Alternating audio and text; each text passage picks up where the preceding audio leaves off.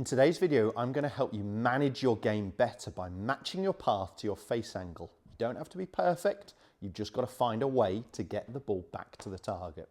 Make sure you check out this video.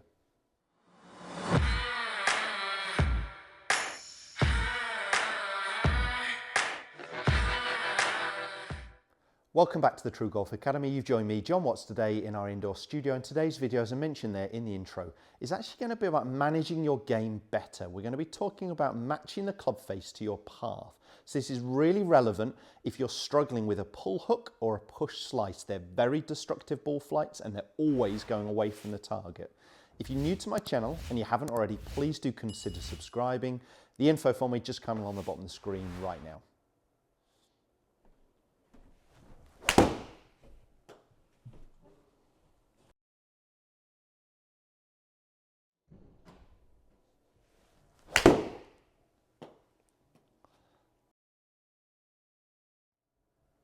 So this might well be the most important bit of info to really understand.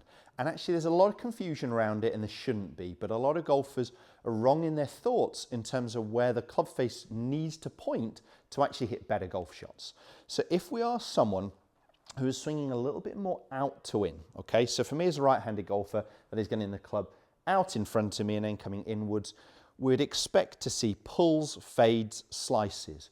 What we don't want to see is the big miss. So if we get the swing path going to the left, but the club face, that's for a right-handed golfer, is pointing excessively open, so right of the target line, the ball is going to start right and then go further to the right. That's called a push slice, a really destructive shot. What do we want to hit from that path? We want the ball to start to the left and move back towards target. So this is really relevant even for the better player who's perhaps just trying to fade a golf ball. We've got to actually get the club face at impact pointing slightly to the left of the target. So I've got this putt-out mat here that I can use as my intermediate target, and I'm pretty well aligned to the center of the mat. Very close there. So I want the ball to be starting more towards this left-hand line to be moving back towards the target. So I'd perhaps pick a start line and an end point. The end point where I want the ball to finish is hopefully the middle of the fairway, the middle of the green, or towards the flag, depending on what you're trying to achieve. But we need that ball to start to the left. So we need the club face at impact to be slightly close to the target. And that's what a lot of golfers struggle with. But where the ball starts is mainly down to where the club face points at impact. It's a big proportion of it, about 80%. So we need that club face to point slightly to the left to get that pull fade that starts left, drifts back onto target. What we don't want is that same path with the face way open, the ball starts right, goes further right. That's a really destructive golf shot. So if we're going to manage our game better, and we may well come back to change our path and look at altering that, but we do not want a zero swing path because we've also got to get a zero face and the ball hit in the middle. And the chance of getting a zero path, zero face, middle strike are very slim. It's only going to happen now and again. So it's easier to play with a shape than it is to play with straight. Now, depending on how extreme your path is, yes, you may need to manage that. But actually learning to match the face to the path is going to help you play better golf for the short term straight away. So I'm going to point the club a little bit to the left of the target where I actually want the ball to start. And I'm going to pretend I am swinging on an out to in path as if that is my fault. But with the club face pointing to the left, hopefully I'm going to manage that and actually get that ball starting to the left to drift back to target. So my face is slightly closed to the path. Sorry, slightly closed to the target.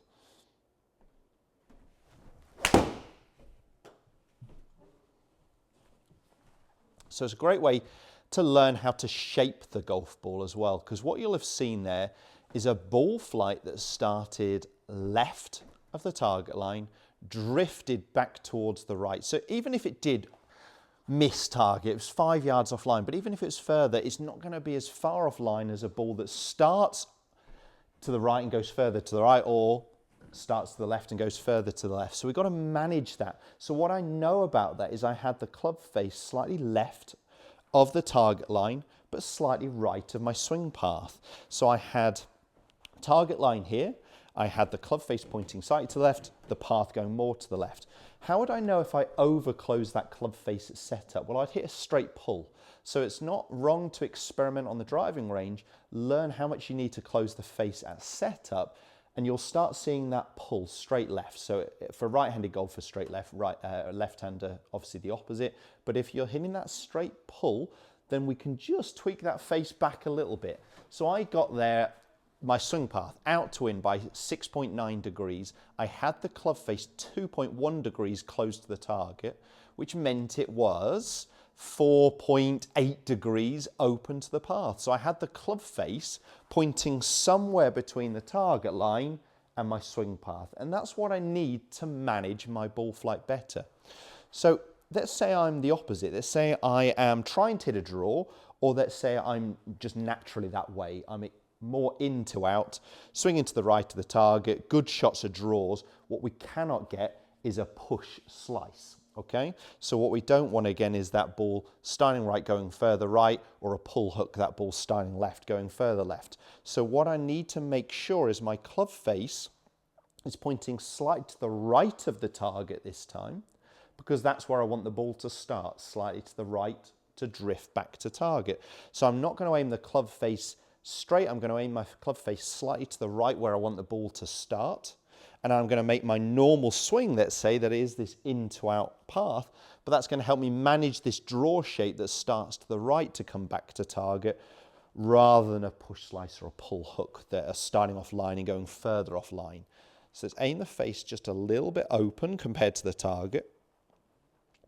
My path is going more to the right than my face is, and that's going to give me that draw shape. So manage that club face.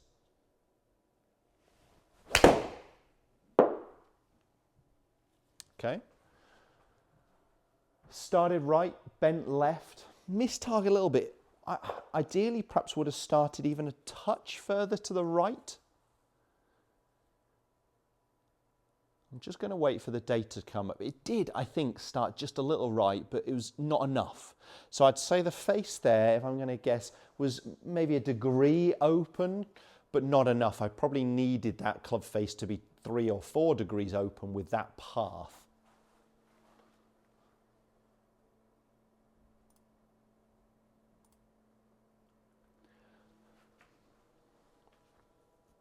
Actually, yeah, had that club face slightly closed, so let's open that face more so.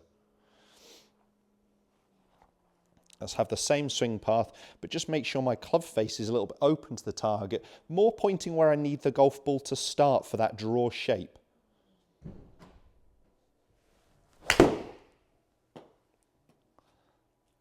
Apart from the fact I hit that miles out the toe of the golf club, it did start more to the right of the target. I think that's going to be perhaps a better representation of club face position, even though it was the worst strike of the 3. So I had the path 5 degrees into out. I've obviously not clicked on iron here, so it's still showing a driver image, but 5 degrees into out. I had the club face slightly open, 0.3. I needed it more. But it was open, but I need that a little bit more. So I'd have to open that face a touch more. Again, how would I know if I've overdone it? I'd start hitting a push straight right to target. So manage the face to the path. The big miss perhaps with the drawer would be when they're getting the club face excessively closed and they're getting the ball starting left, going to the left for a right-handed golfer. The big miss perhaps for the fader slicer is the push slice, but both are starting off line and moving further off line. So starting to learn about managing that face, matching it a little bit more to the path, and you're going to start hitting better shots that, yes, have curve on it, but at least they're curving back towards the target rather than moving away from the target. So that might sound a technical video, but it's really easy for you to get to grips with on the driving range. And it may be that this is actually just useful for you when you're trying to shape a golf ball as well. So when you're actually trying to draw or fade the golf shot, again, understanding where that club face needs to point is a real key part. If the video has helped, hit the thumbs up, share it with as many golfers as you can, and don't forget to subscribe.